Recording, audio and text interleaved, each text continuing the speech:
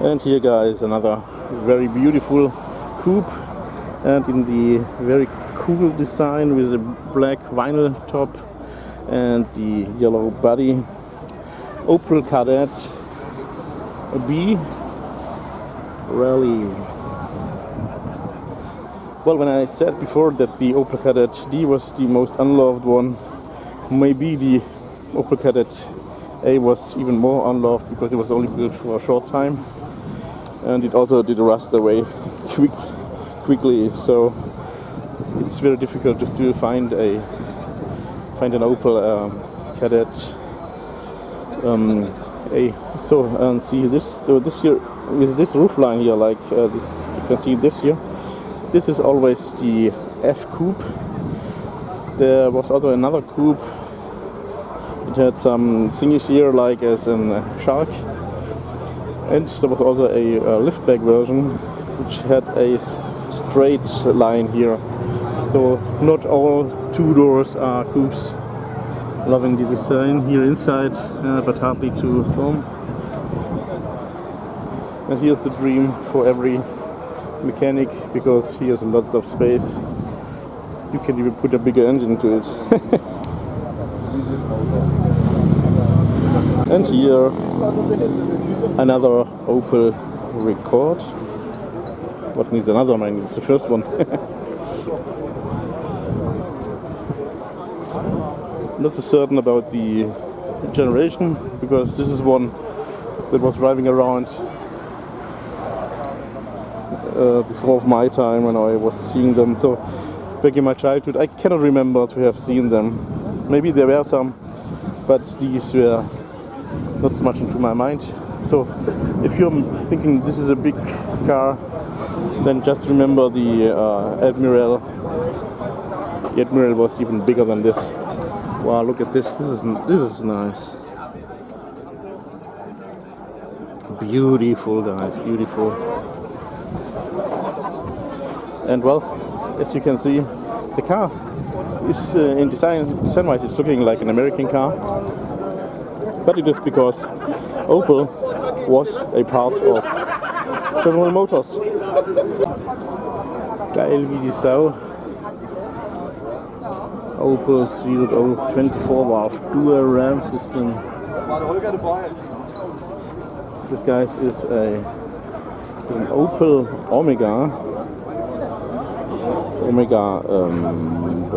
A. This was the replacement of the Opel Rekord.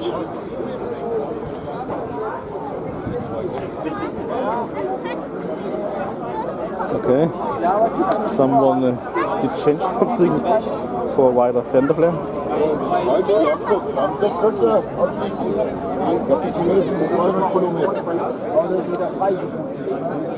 I'm thinking it was called the something with C, Vauxhall. The Cavalier was the one like the Vectra. Oh, what was it? I will have to check it up, but well. And here's the rear end of an estate of the Opel Omega A. This may also look familiar to some Holden guys, at least for the estate. Oh, this is nice. This is nice, guys. I would love to go camping with this. Opel Omega, guys. Opel Astra, is it a G? And also with Vauxhall grill. So swapping grills for a different brand from the car companies is something that is also used for the Opel guys. And well, I cannot go up to the end, but you can maybe see there that it's a little bit longer. So this, guys, is the coupe, also a wonderful Astra. And let's go over to the Opel Senator. This one is the A1, so you can see the headlamps are more similar to the Opel Rekord, but these are definitely bigger. The Opel Commodore also had this front, but the rear end from the Opel Rekord. And this one is the Senator. And the cool thing is, because this is the pre-facelift, so now I can even show you. I'm absolutely loving these wheels. Very nice looking rims. And so as you can see here, so this is the pre-facelift when the license plate was here, not on the bumper. And it's also an 3.0e. And here an Opel Omega B. So this is the estate. Holden also had a similar looking one, but it was bigger, it was larger, because they built on the platform of the Senator, if I'm right. And this is the facelift with the, in my opinion, more ugly grille.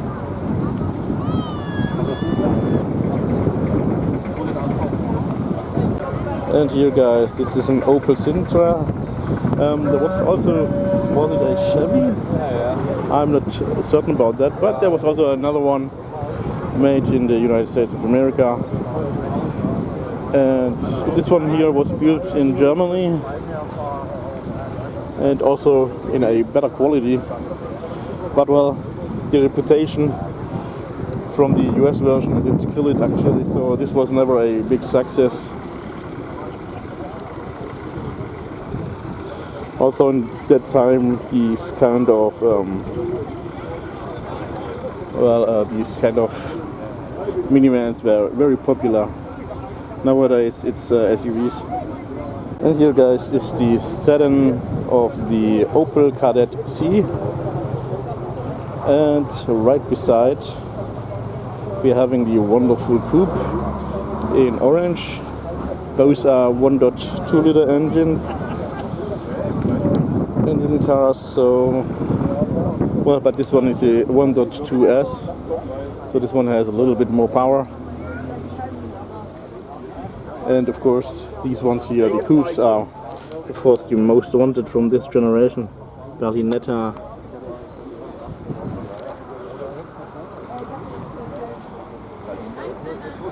There's the C2, the facelift, because you can see there the indicators, because on the pre-facelift, oh, and the lucky thing is I can even show you now, because with the pre-facelift these are under the bumper. So here's the pre-facelift, very nice. And another Opel Senator, the facelift, beautiful car.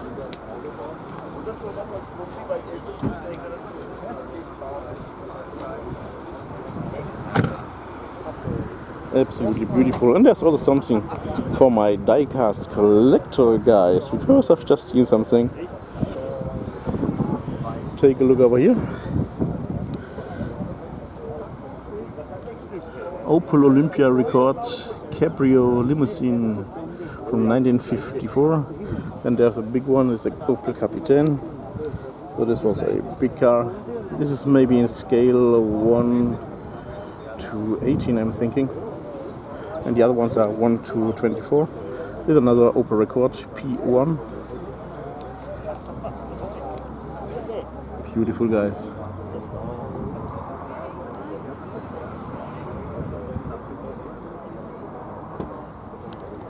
And this, guys, is an absolutely dream.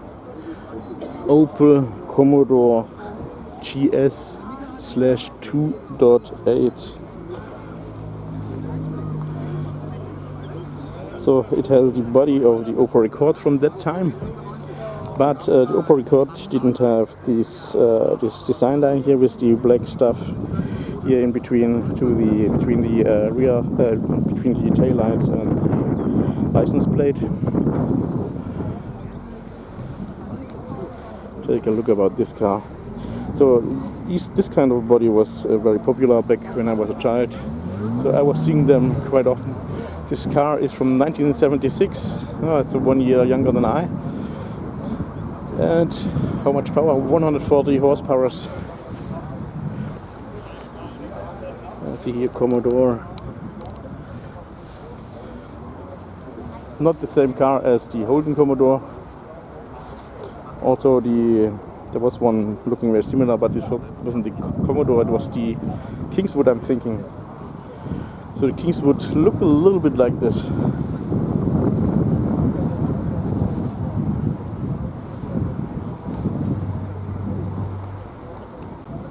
Wow, absolutely wow, this color. And the GG license plate is from Groß-Gerau, where Opel is building their cars.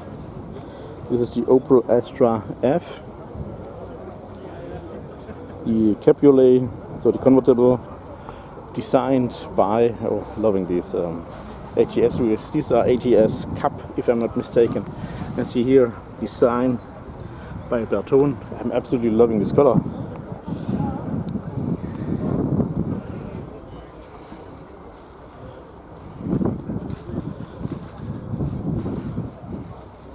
Most probably also still an easy entry car for what you are calling old-timer, if it's 30 years old. The first ones can probably already be 30 years old, and as a young timer for sure, so over 20 years, a nice cabriolet. This is something that you may also take a look at if you're looking for something cheap to get, because yet they are still cheap. And this one is definitely from the 90s, as you can tell by the the airbag steering wheel. So the 80s went like this.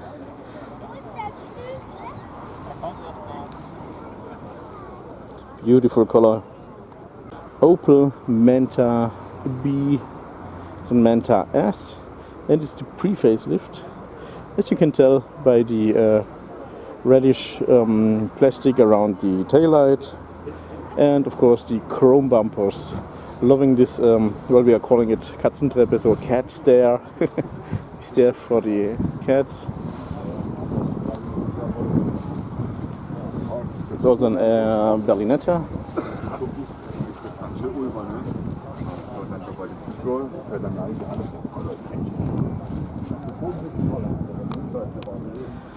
And as you can see, the indicator lights like as from the Opel Kadett C. Oh, and by the way, the Opel Ascona, back in the days, Vauxhall did build their cars on a different design, and they had this front on their Opel Ascona version. What was it called? It wasn't the Victor. Well, I have to check that up, but well, at least this front was very popular also in United Kingdom.